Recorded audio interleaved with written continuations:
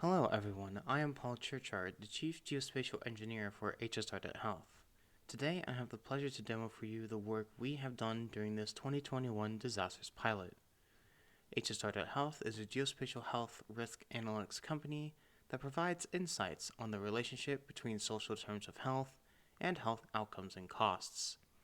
We have leveraged these insights to produce health analytics surrounding the COVID-19 pandemic globally, including in the US and Africa. Our COVID-19 pandemic work was built off of our participation in the previous Disasters Resilience pilot from 2019, where we provided information on the underlying health posture of disaster-impacted populations. In today's demo, I will discuss our health spatial data infrastructure, our expansion of the health spatial data infrastructure's data model from the OGC concept development study, our application of our Medical Supply Needs Index for the COVID-19 pandemic in Peru and in Louisiana, and finally we'll discuss our additional work and plans for the expansion of our current work.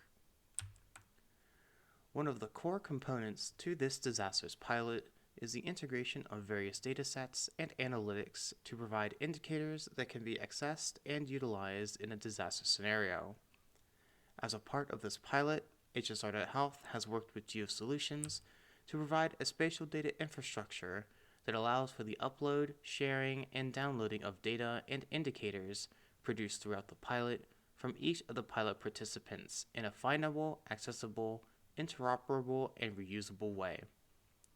The Health SDI was made available to pilot participants, and data from HSR.health, RSS Hydro, Safe Software, and Skymantics was uploaded and utilized on the Health SDI. Additionally, the hosted data was shared with Storm Center through Web Map Services to their GeoCollaborate platform. In addition to building a Health SDI, HSR.health has also expanded upon the existing data model for the Health SDI concept development study and identified the mismatch between the ideal and currently available data. The three main areas of data and indicators that HSR.health expanded upon include essential foundation data and technology data, which includes base layers such as road networks and hospital locations, health indicators for disasters, such as identifying individuals with electrically dependent medical devices and/or care, as well as infected water supplies, and finally health indicators for pandemics, including information such as case counts, deaths, mortality risk, and vaccination rate. In order to ascertain local health issues, the census tract level of geography is the ideal granularity. The state of Louisiana makes available pandemic-related information, including case counts and deaths at the census tract level, which is one of the reasons why it was chosen for the U.S. scenario. Numerous states do not make pandemic data available down to the census tract or zip code levels. Data at the county or state level can still be helpful, but limits the ability to perform local-level analyses of health issues. Establishing a centralized repository for health-related data will help enable increased visibility of up-to-date health conditions and speed pandemic response and global public health decision-making overall. For the Peru pandemic and flooding scenario, I will demonstrate HSR.health's Medical Supply Needs Index, how it has been applied to the Rhinebeck River Basin in Peru, and describe the interaction between the pandemic and a coincident flood scenario. One of the components of the Medical Supply Needs Index is the Pandemic Risk Index, which is shown here, which is comprised of both our mortality and transmission risk indices. The Mortality Risk Index utilizes data on population demographics and the prevalence of comorbidities to identify the risk to the underlying population of severe illness, hospitalization, or mortality due to the COVID-19 pandemic. The Transmission Risk Index utilizes data on population, case counts, area, and human mobility to identify the spread of COVID-19 by geographic area. The Pandemic Risk Index combines these two indices to represent both the spread of the pandemic and the health risk that the pandemic poses. The mortality, transmission, and pandemic risk indices are normalized to fall between 0 and 100. Current generalized recommendations for these indices are that 0 to 25 is low risk, 25 to 75 is moderate risk, and 75 to 100 is high risk. The Medical Supply Needs Index produces 3 levels of need: high, low, and index-based levels of need.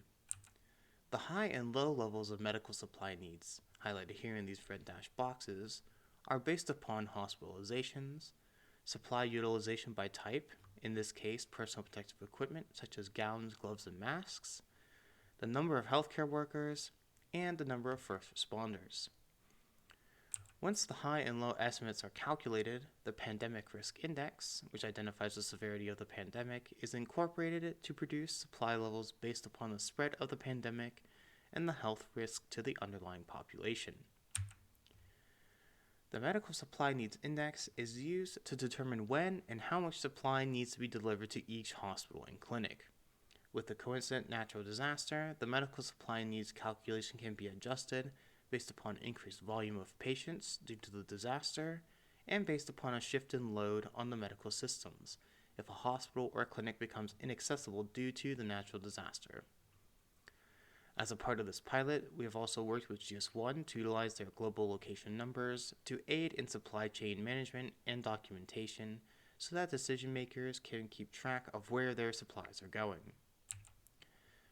This slide shows the medical supply needs and hospital and clinic locations for an area of the Rhinebeck River Basin surrounding an area of flooding that occurred on the 15th of March 2017. We have worked with Skymantics, who have built a routing API that can be utilized to move supplies from distribution centers to hospitals and clinics. In this example, we are supplying the local clinics from a nearby railway station. These purple lines show the fastest supply routes without any flooding. The blue area shows the current flood extent, and we can see that 3 supply routes are affected by flooding. One can easily be rerouted with minimal impacts, but the routes supplying clinics 1 and 2 need very long detours to keep them operational.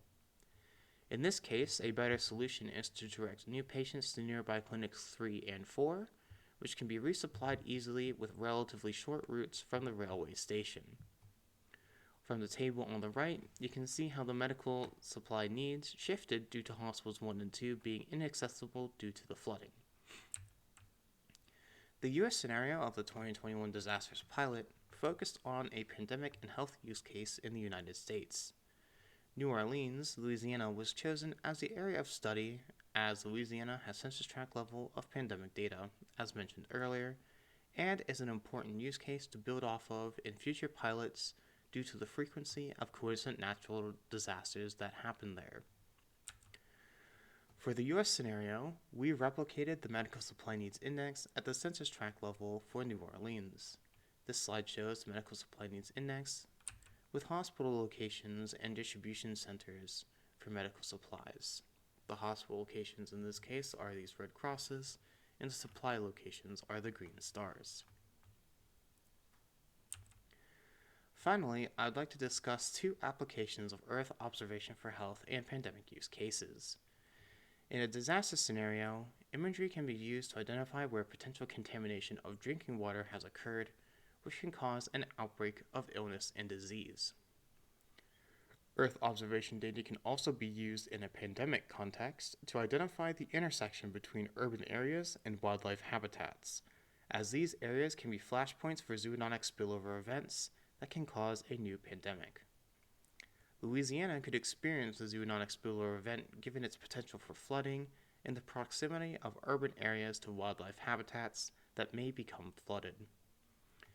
Based in part on the work we have done in this pilot and with feedback and input from the USGS and FGDC, we have built a model to assess, track, and respond to the impact on human health from climate change and zoonotic spillover. Peru also may make an ideal location to test a zoonosis and climate change model, given its tropical climate, deforestation, and urbanization, which can lead to the increased potential for human and wild animal interaction, possibly leading to zoonotic spillover. Additionally, Peru has historic health data, public health surveillance, and can potentially extract zoonosis and climate-related data from its EO data resources. HSR.health has had the pleasure to work with a wide variety of partners during this pilot, and we've been able to integrate our health risk models with flood and landslide information, and want to expand this to other natural disasters as well. Additionally, we look forward to continuing and expanding these efforts, such as expanding the Louisiana scenario to incorporate more coincident natural disasters, further expansion of the health spatial data infrastructure, exploring more Earth observation use cases relating to health and pandemics, deploying our climate change and zoonotic spillover on impact human health model, and we welcome the opportunity to collaborate on advancing and implementing any of these models going forward. Thank you very much for your time.